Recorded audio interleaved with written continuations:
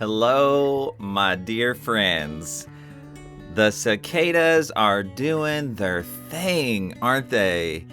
It's getting true summer here in Tennessee. The sweat is rolling down our brow. The weeds are coming and creeping into my garden spaces as it happens. And things are changing. Actually, if you're around the United States part of the world, did you see that the USDA has updated their growing zones, and which we knew was coming, like we knew it was coming, but folks, we're not in Kansas anymore. Actually, some of you may be in Kansas, but yes, welcome, my friends, to the ecoChristian podcast. I'm your host, Caleb Cray Haynes, and we're exploring what it means to be Christian on this planet called Earth. And friends, this is our last episode before taking a little bit of a summer siesta. Because I don't know about you guys, but I need some sunshine, and I've got to go stick my toes in the sand for a bit. It's kind of a ritual, and I pray that you might also wade into some waves this summer and spaces within creation, wherever that might need to be for you. Maybe for you, there are lots of, quote, environments that you may not be the most comfortable in. And not that I don't want you to be comfortable, but I do hope that you'll challenge yourself to enter new spaces this summer that maybe prior you would have said, I'm just not so sure about that. And maybe that's in a forest or a lake or a mountain valley or a cave or a desert, because it's not just about seeing beautiful spaces, but I think that there's something important happens within the growing awareness that we are a part of all of these spaces, and they are a part of us. Physiologically, of course, materially, sure, but also I think on a deeper note as caretakers and co-creators with God that we've been talking about all season long here in this podcast, that we are at work to bring about restoration in the world. And so, jump in a creek. I'm not gonna say that it's gonna be magical, although it might, and it will probably be cold. I'm not gonna say that somehow you'll convert into an outdoors person or mysteriously change your mind about everything. Could happen. But I think that we can confess that these are the landscapes in which God has intended us to be in. And that ought to make us wonder and make us wander into deeper places. So, my friends, before you go rolling in the fields of summer, here's a really great conversation I've had with a new friend. And we're sitting and we're chatting about parenting, about singing psalms, and the myriad of expressions that is provided therein as we navigate a changing environment around us.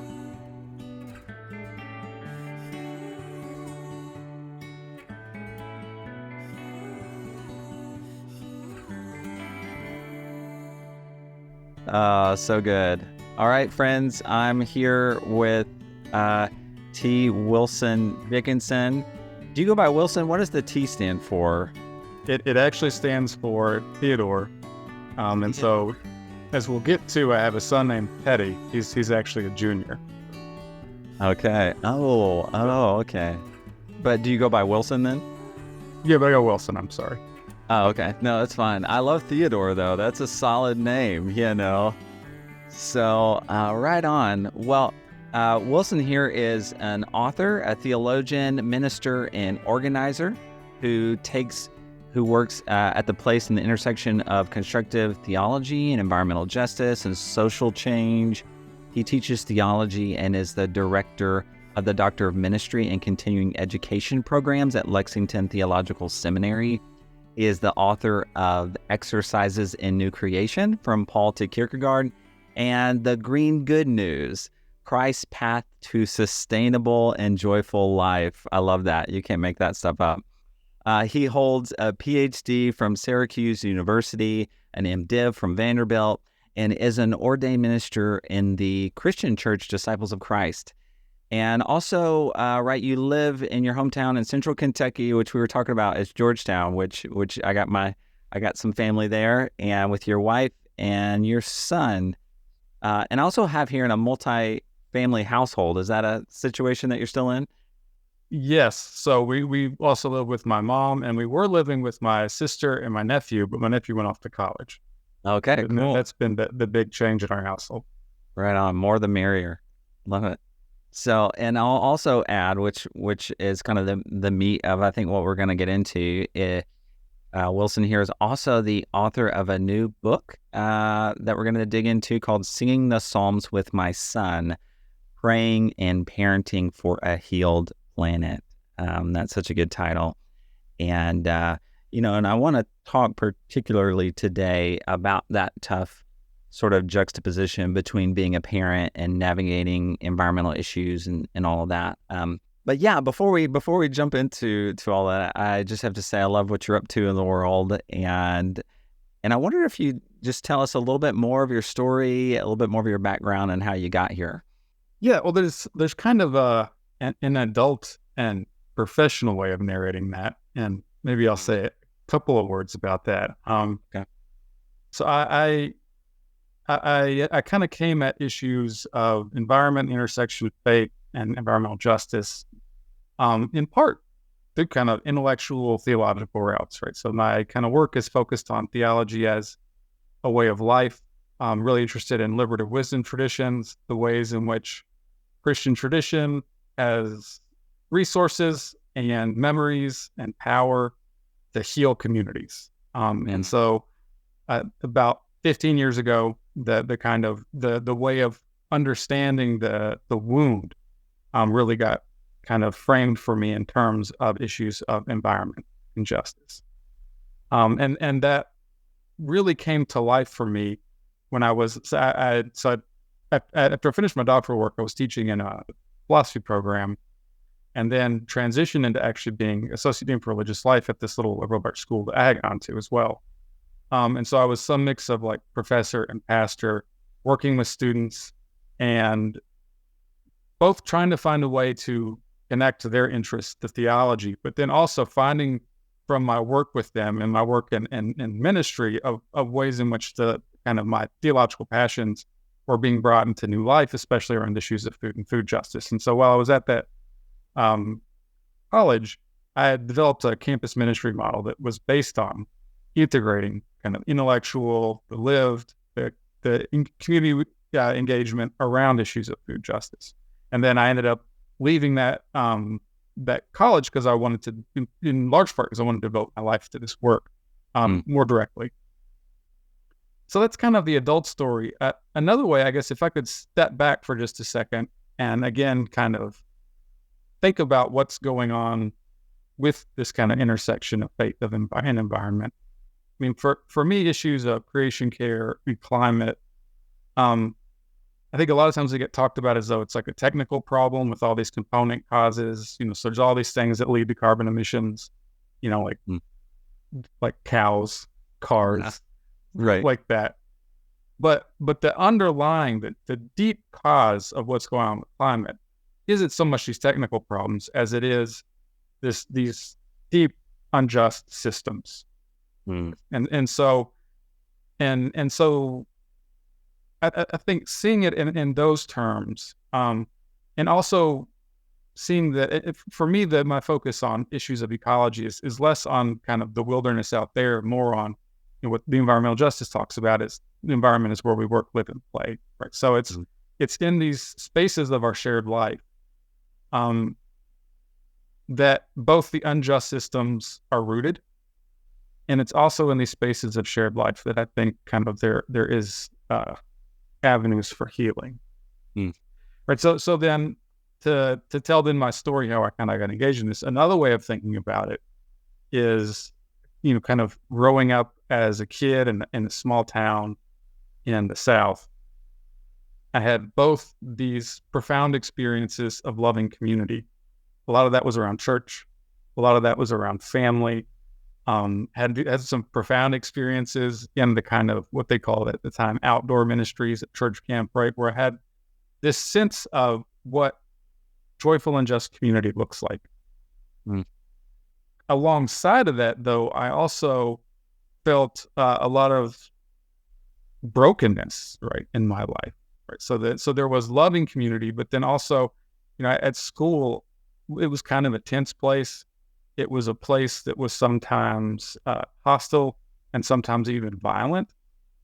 And so I think that experience as a kid, sometimes we think about that stuff as just this is something that happens to individuals, but I think that those kind of experiences we have is that's how we feel the brokenness in systems.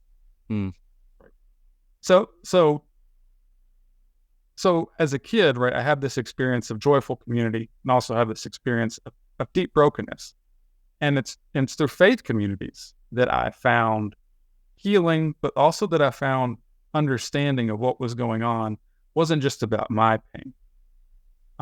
But it's through the religious communities I was part of, through studying theology, that I began to understand, wider issues of the broken system, of issues of racial injustice and economic exploitation and ecological devastation. Mm.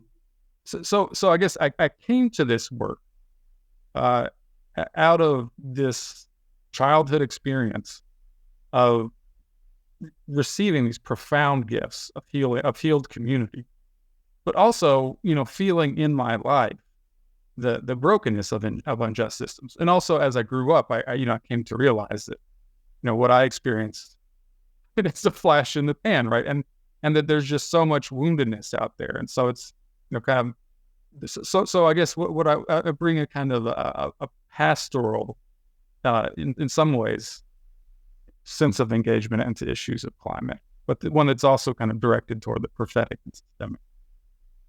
Yeah, definitely. It's both and I love how you name those sort of two perspectives or two ways of telling your story, and particularly like thinking about your experience as a kid and the communities, and because I think that's kind of part of what we're all trying to name.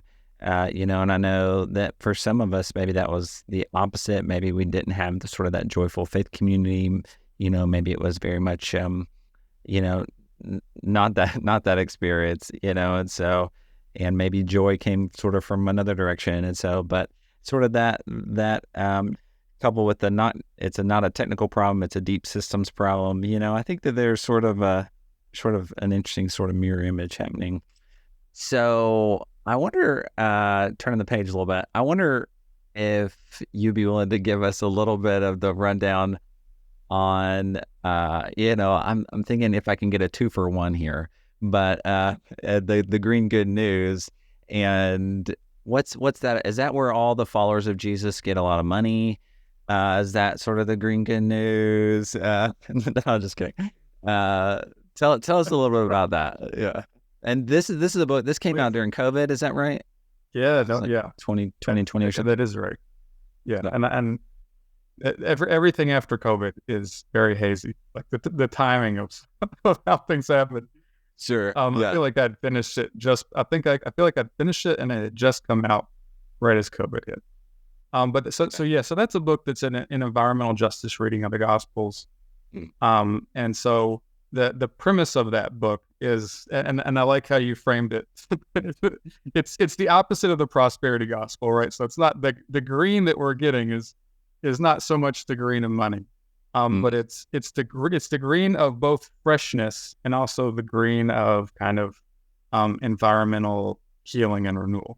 So the premise of that is that it's only by losing our kind of stressed out, overworked, prepackaged suburban lives, not just suburban, but it's only by losing a certain kind of life that we can gain a life of joy and justice and care and connection, right? And so that's I see that as actually at the heart of the gospel, right? Because in this reading, Jesus is speaking into a similar context that we're facing, right? So, for me, the Gospels were kind of brought to life and rooted where I was by a lot of these readings that place the Gospels in the context of empire.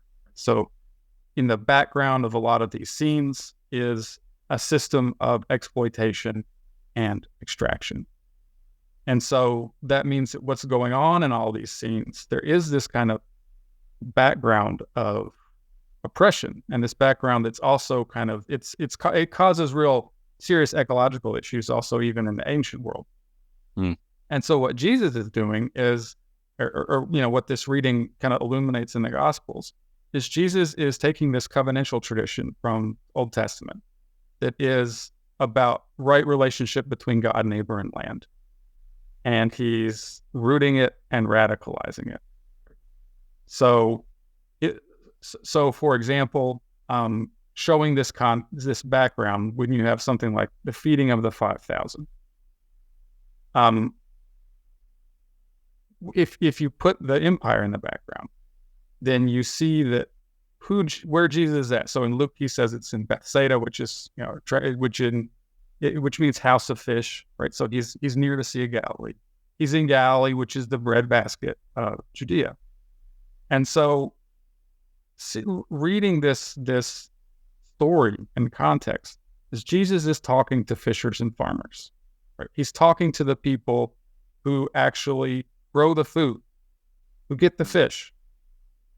And he is telling them a story of community and justice, right? So he's giving them teachings where he's saying, God provides, the empire has created devastation, and so what we need to do is turn to each other, take care of each other.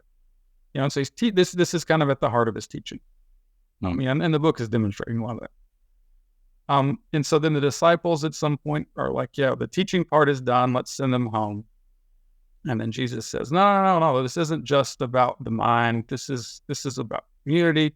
Let's feed them. Feeding is a part of our ministry.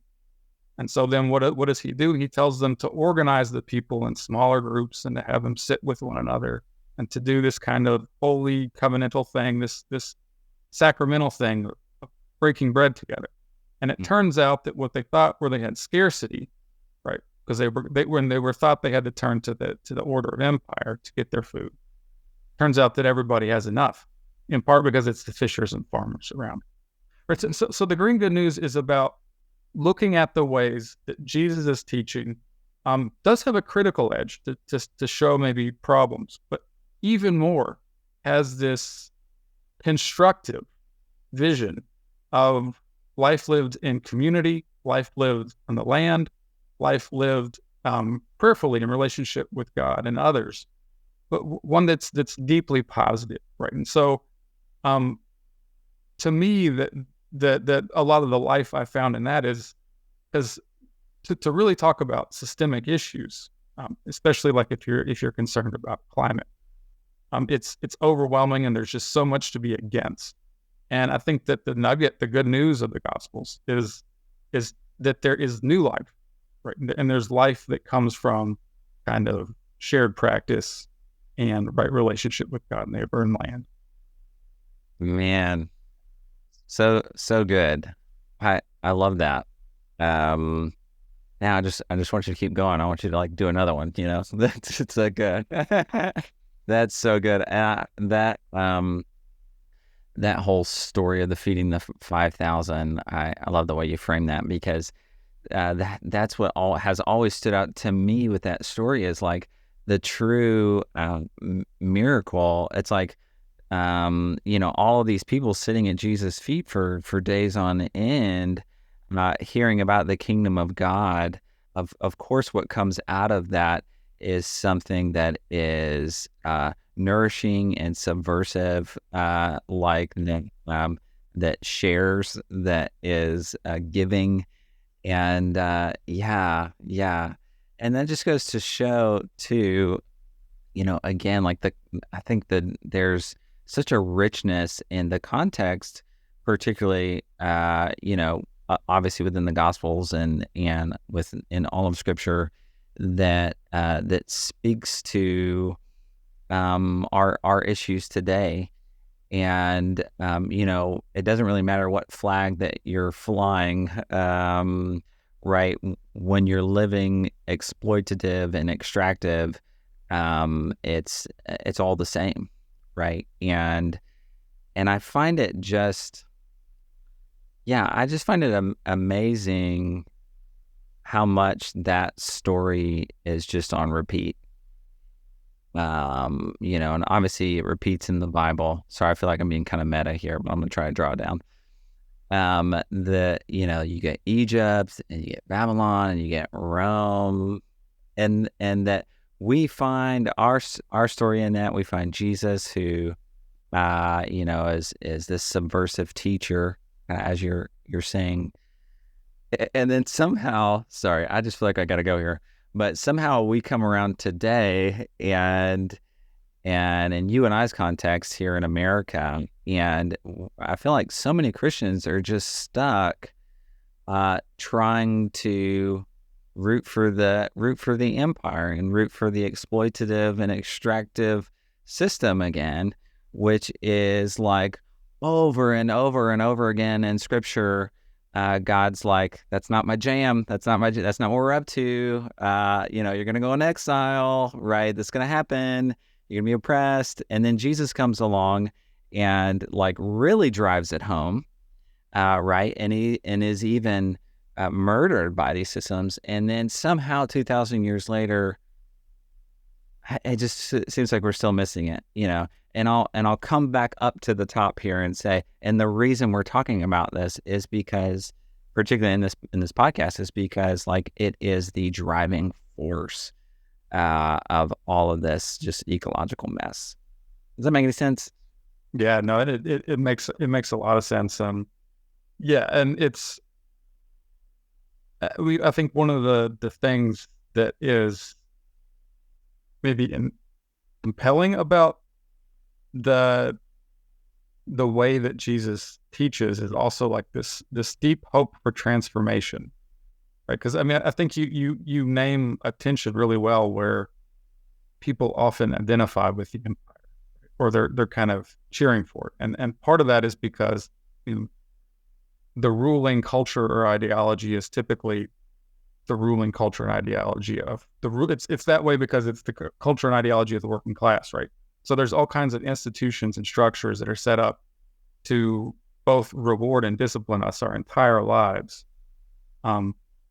to trust certain powers. But I think that the power of the gospel is really hoping for deep transformation, right? It's so it's in the Christian movement, it wasn't just the people who were always and already kind of on board, but it's also the biggest hanging out of them all, Paul, right? I mean, like someone who was persecuting the movement, someone who was on the side of power, has this experience of deep transformation, and there's all these kind of resources within the community to invite people in and to help them find healing, right? So I think there's ways in which this desire for conversion, transformation, and the space that's created in the community to see people as broken and hurting and not just adversaries, and then to find ways to heal people. I mean, but I mean, it is hard as in our kind of context in the U.S. as the social fabric continues to fray in ways that I think go into people's lives at the level of their families and their workplaces and their churches, right? I mean, I think that's been going on for a long time, but it feels like the last several years that there's just churches are just getting torn apart by this kind of larger cultural war. Yeah. I'm going to use that as a segue because I think that this actually does connect really well. This and kind of I feel like what's being named here, and one of the under feelings, I suppose, in a lot of this that drives a lot of this. I'm going to say for so many of us, I don't think we want to be exploitative or, for the most part, maybe some do. But there's just sort of a fear, I think, that exists underneath a lot of this. And which I think your new book, Singing Psalms with My Son, I think that actually names some of this really, really well. So I heard of this, I think, because the BTS Center did like a small group study with it or something. Yeah. So, and one of the things I love here is that you're pulling together some very beautiful threads very carefully. There's sort of the thread of children growing up in the world of climate change and environmental issues and all this. And then there's sort of the thread of parenting. There's the many colored threads that make up the Psalms that we find in Scripture. So, let's back up a little bit. Tell us what sort of inspired this tapestry and how that sort of came to life for you. Well, some of it. So I turned to the Psalms initially I was working on another book that was about the Psalms, and it was called Singing the Psalms with My Father. It's a book I've been working on for a very long time. I don't know if I'll ever actually finish it, but so it was about turning to the Psalms as I was thinking about remembering and dealing with the decade he spent with having dementia, right? And so when my kind of my dad, as that disease progressed, or as that condition progressed, dementia is a condition of ambiguous loss, right? So I lost pieces of him over time, right? And in the kind of the cultural resources I felt like that I had were far too stoic and sanitized to really give me a space to deal with that kind of space of lament and loss, but also to hold that loss in such a way, to hold that pain in such a way that there could also be a sense of positive memory, a sense of hope, right? And so it was in the resources of the prayers of the Psalms that I actually found a way. The Psalms gave me words, right, and they gave me a structure to lament, to give expression to that. But they also, because in the lament Psalms, there's often this weird turn that happens, right? So it's like in the lament Psalm, it's like lament, lament, lament, and then at the end, it's like, oh, but there's hope. Thank you, God, for being so faithful. And scholars sometimes say that they speculate that these Psalms were read in community, and that this was kind of like a call to worship, right? And so and they imagine in that space in between where the lamenter is lamenting, why God, why has all this happened? They imagine sometimes that something must have happened in the worship space where somebody said something like, oh, and we're all going to be okay, right? Because that transition feels weird to them. But I think that the logic of lament is actually that you have to move through the pain to get to the hope. And so the Psalms kind of taught me this as I was kind of dealing with the ambiguous loss of my dad.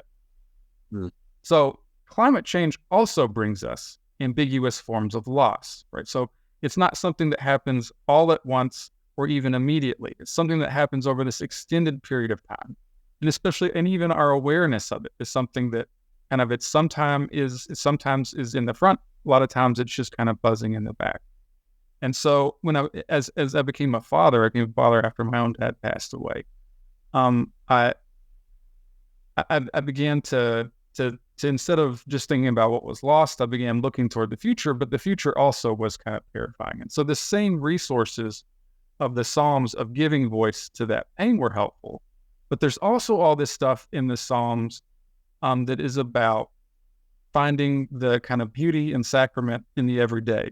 There's also all this material in the Psalms that it's about kind of both lamenting the wickedness of the world, but also lots of it's about what it's like to live right in community and the beauty of that community.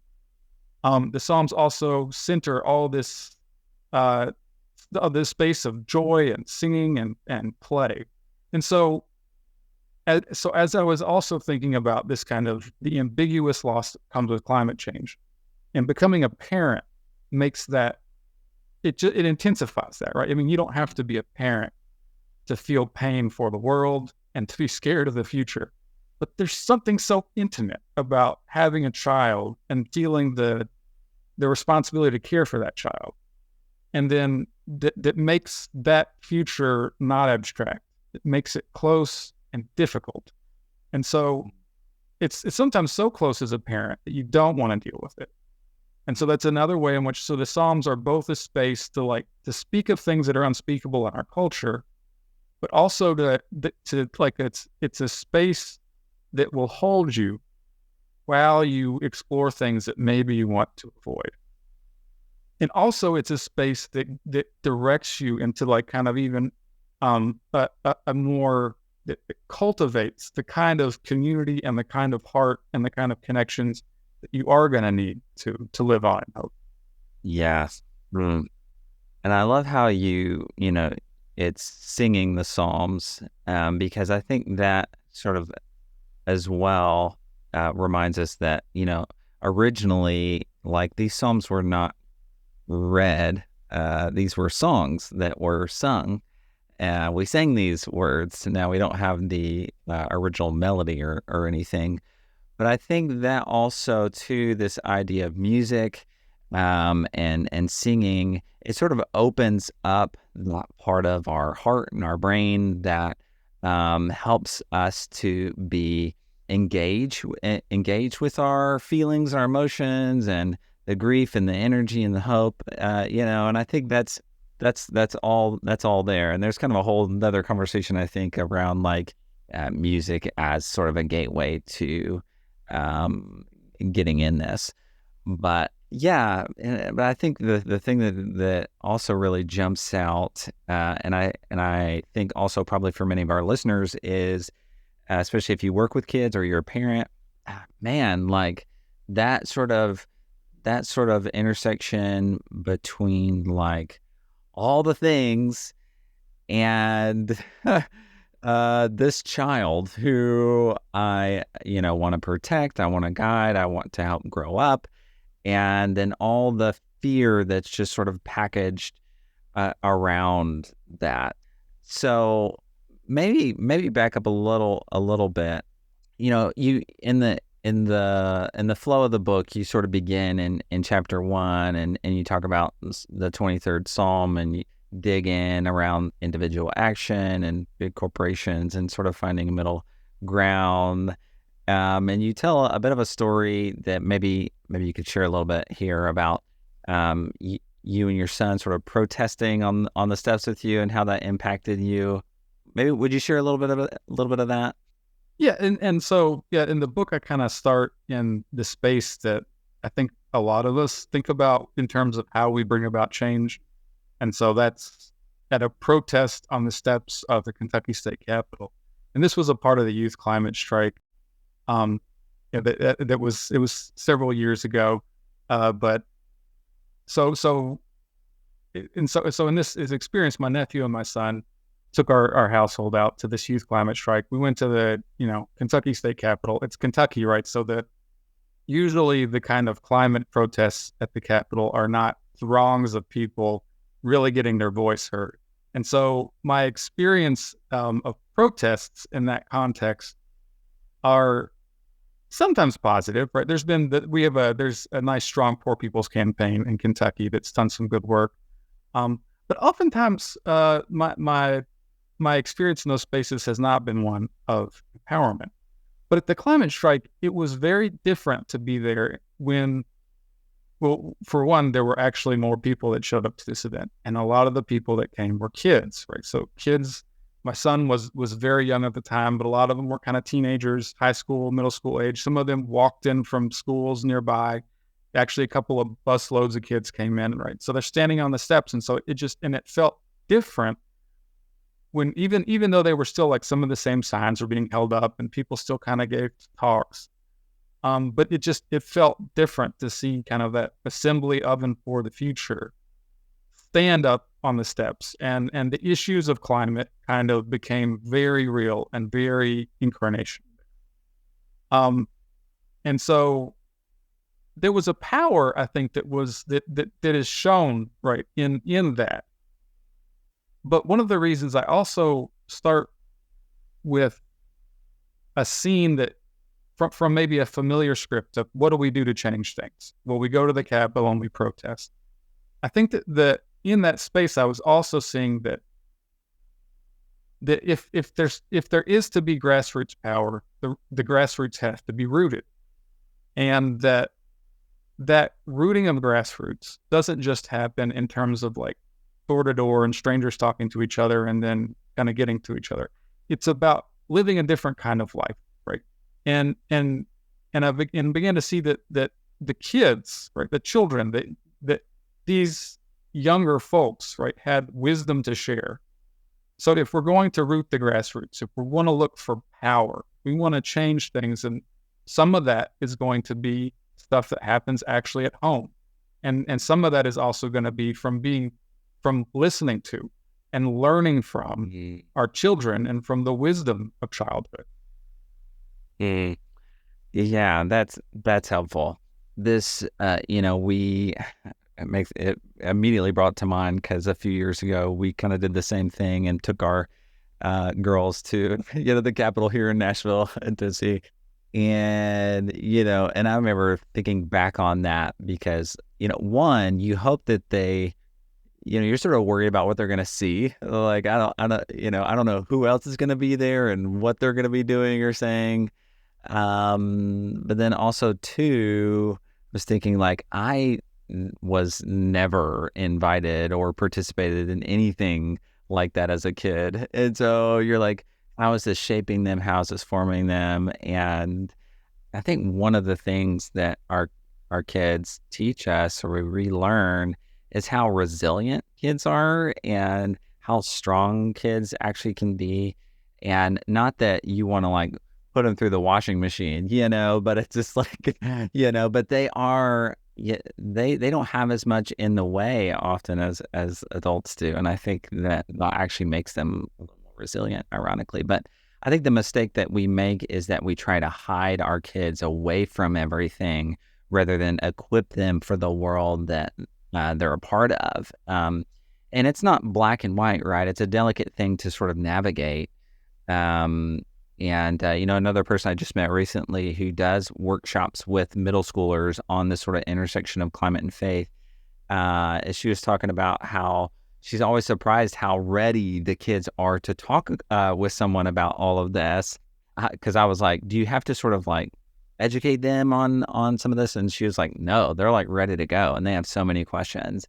And I think some of what's happening here in the church at large is that the people that we trust or sort of those joyful communities aren't necessarily or may not be really tackling or talking about any of this. So whether I'm an adult or a kid, I've kind of got to go outside of my trust network to find someone to talk about it. Anyway, as I was kind of reading your book, that's kind of something that sort of came to mind for me.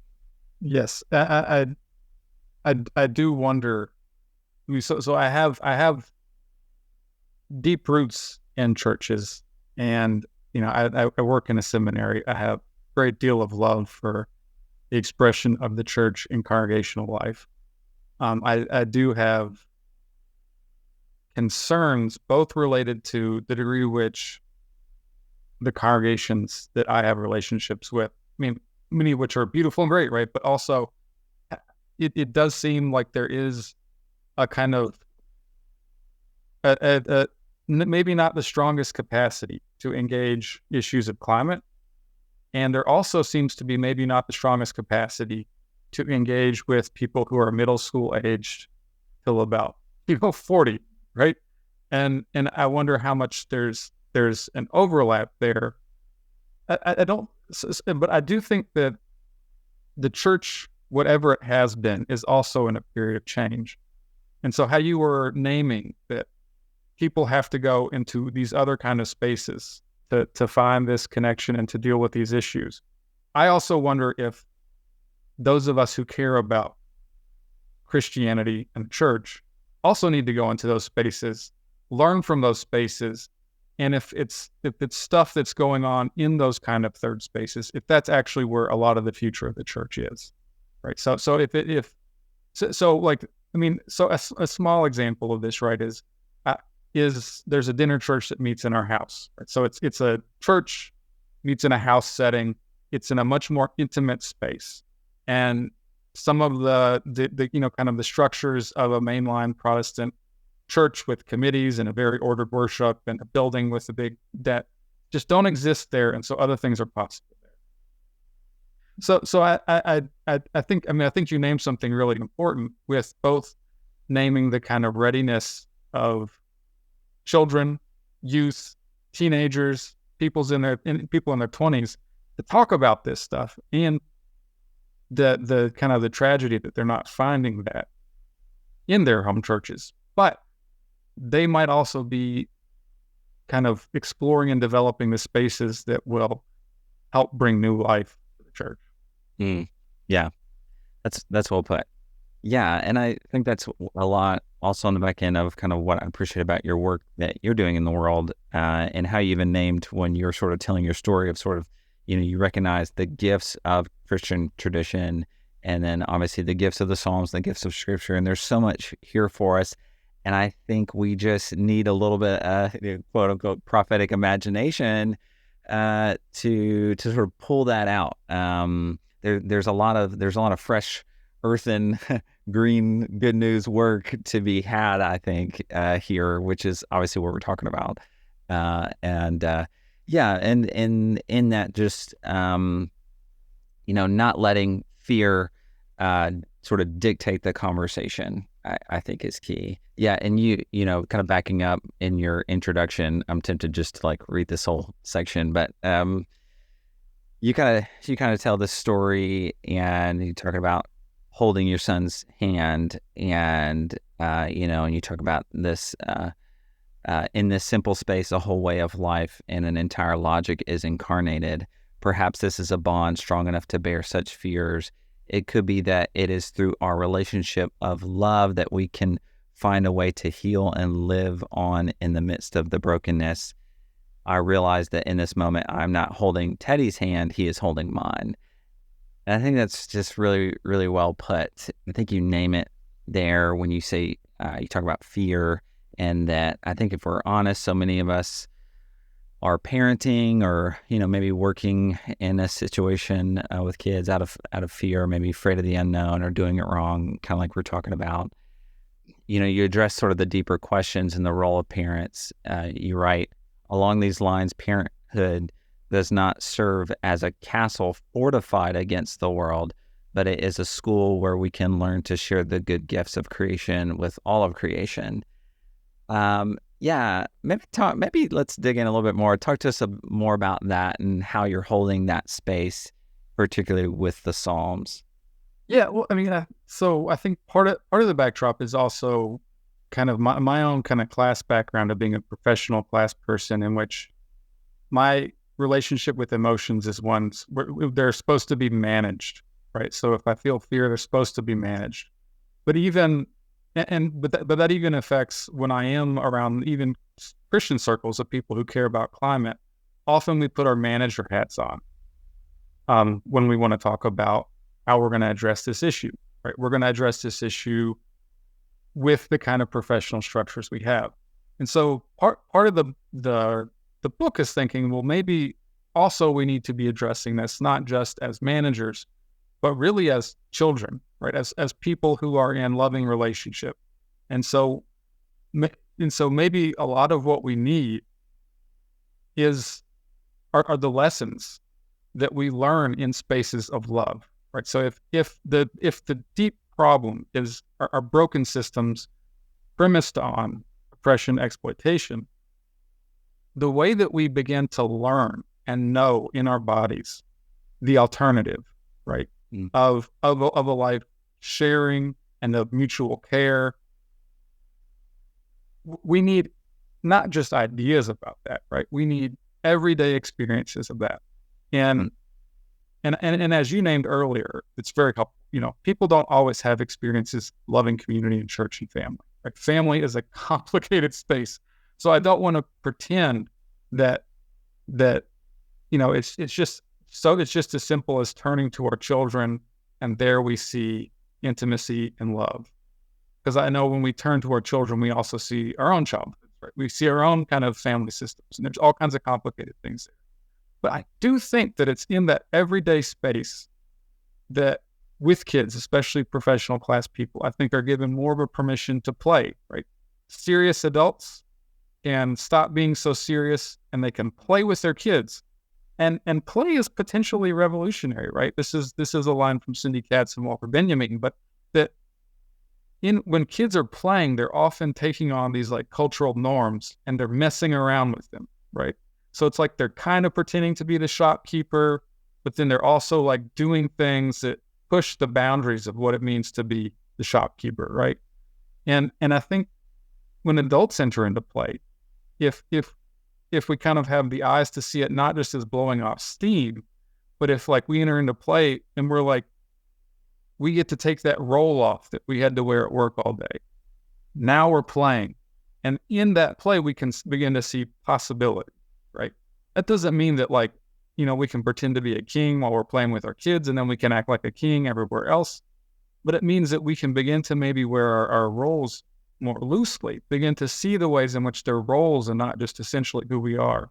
And so I think I think this space of with our kids, just everyday life of intimacy and care and love, spaces of play, spaces of festival time, experiences of deep sharing, right? Because in our culture, it's there's so many pressures around competition and ownership that we have reduced sharing to be something that seems juvenile or childish.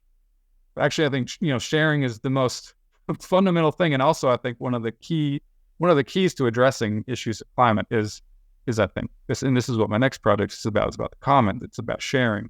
But with kids, we can experience sharing. So all this is a way of saying that the tools and the lessons that we need to do the kind of healing and transformation might not happen from actually our professional education.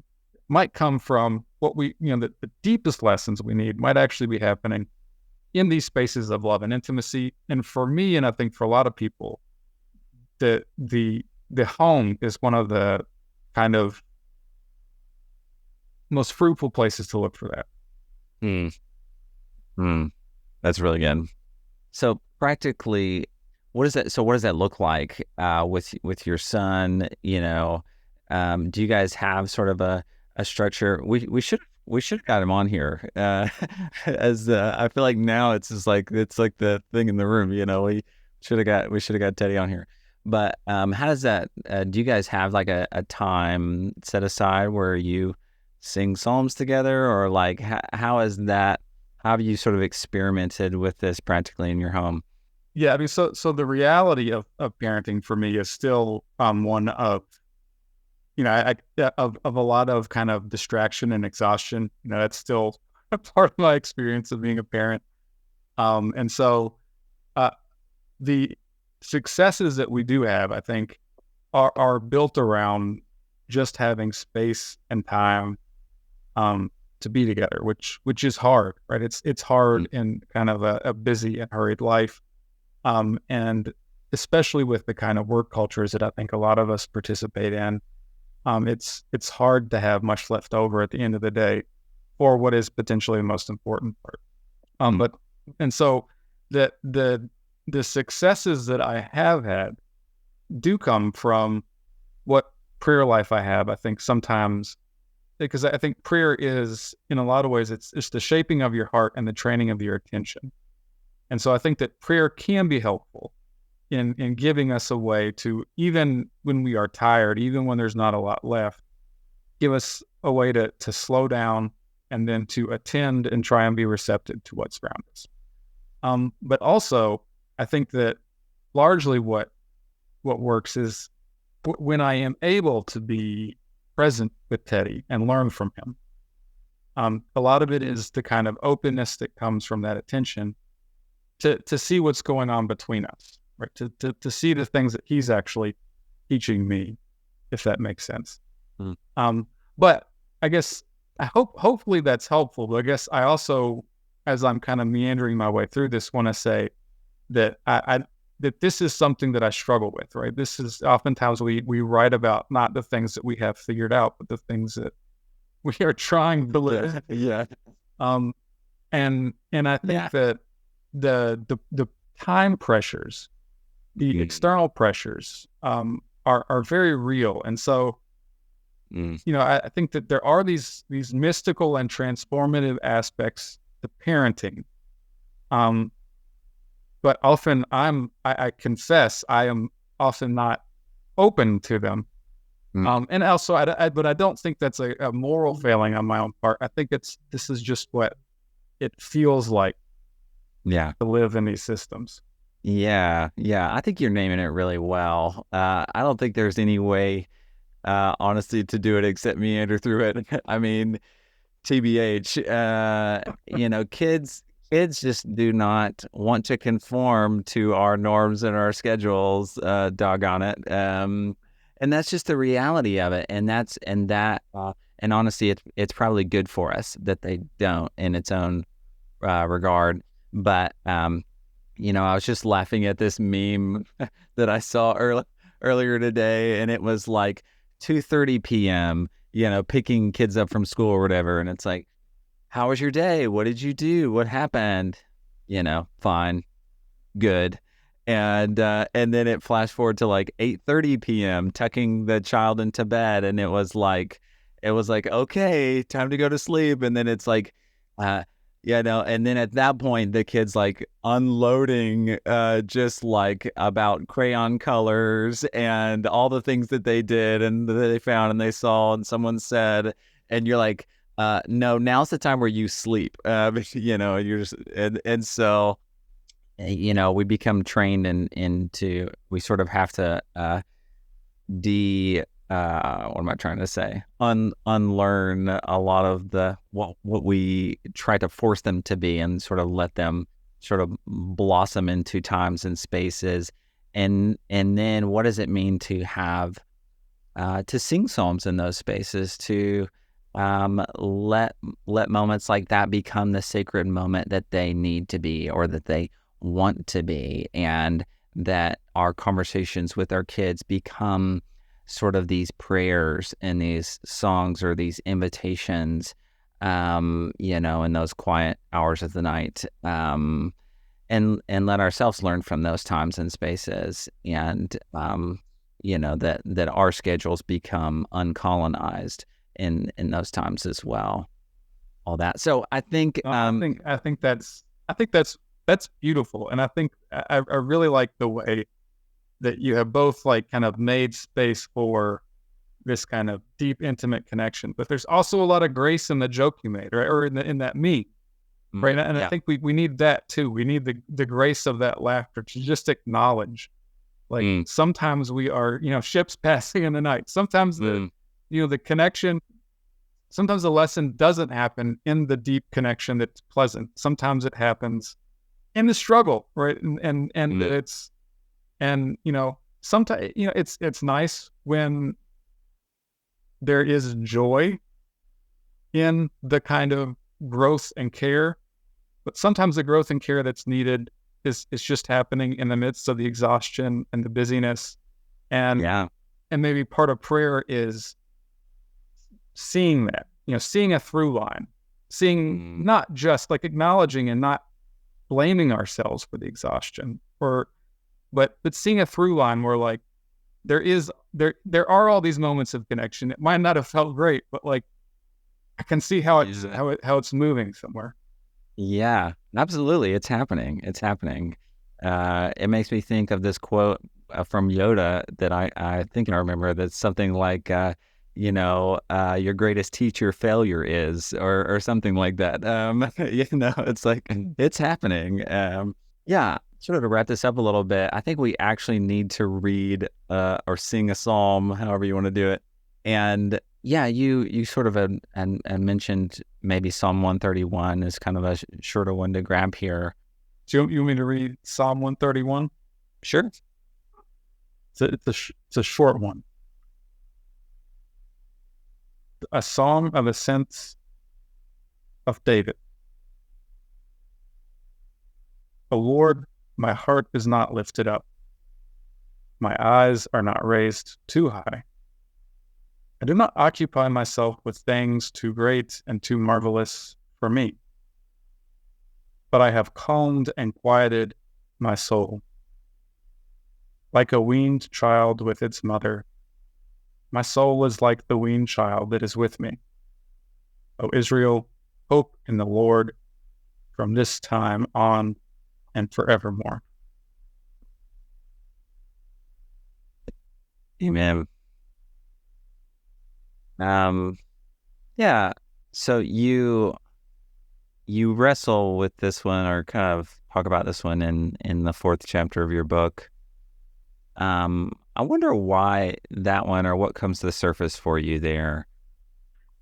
Yeah, well, I think that there is, Bonnie Miller McLemore has this she's a bunch of wonderful books on parenting, but one is called In the Midst of Chaos, and it's about the spirituality of parenthood.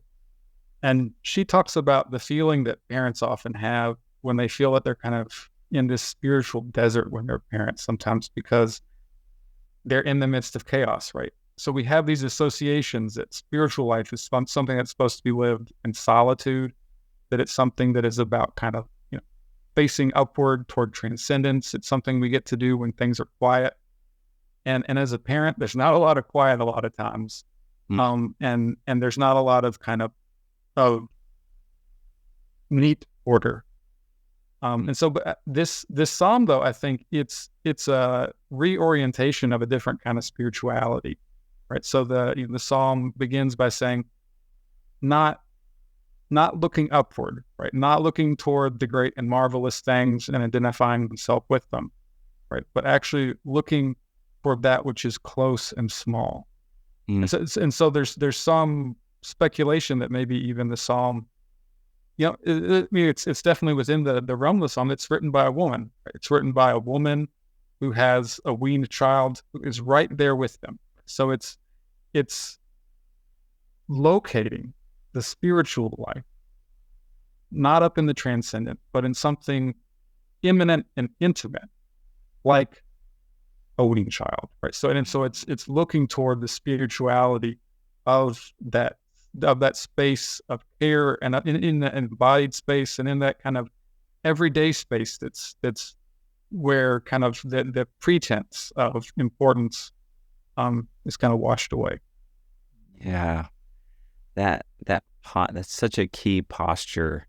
I think that I feel like it's sort of sprinkled throughout this whole conversation of being at peace, and sort of like already everything is kind of what I often call it. And my heart is not lifted up, my eyes are not raised too high.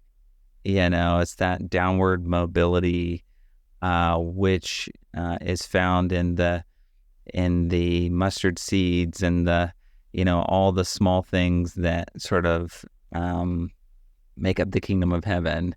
And I think that's what what I really appreciate about sort of what you're I'm tempted to sort of keep going through some of these chapters, but we'll leave it a mystery for people, so they'll actually go out and buy your book and read your book.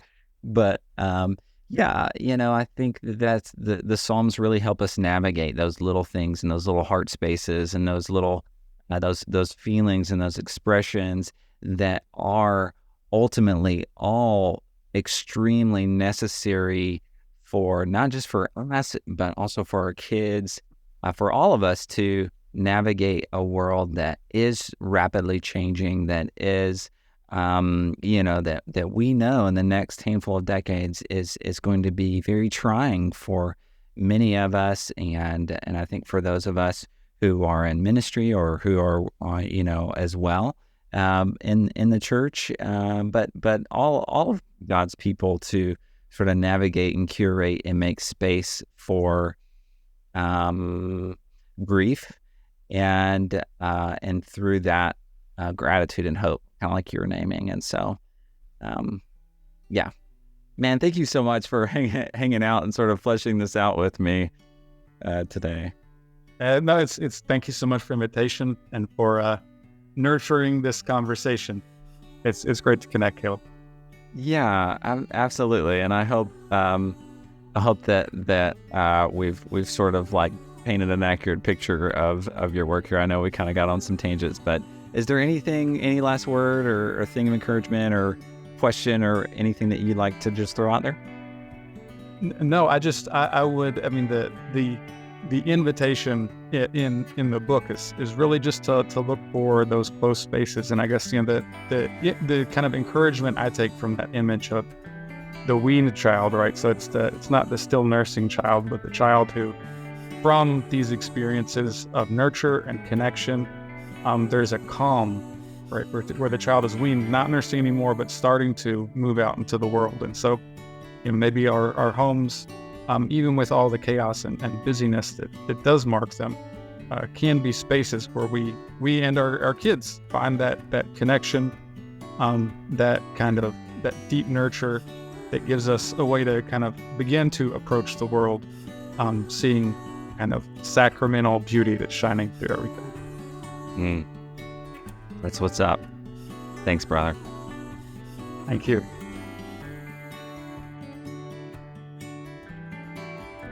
Thanks for being a part of this, y'all.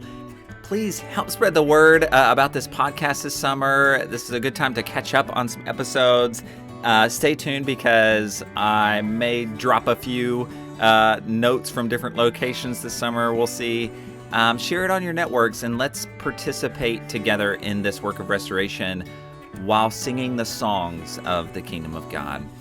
Grace and peace, friends.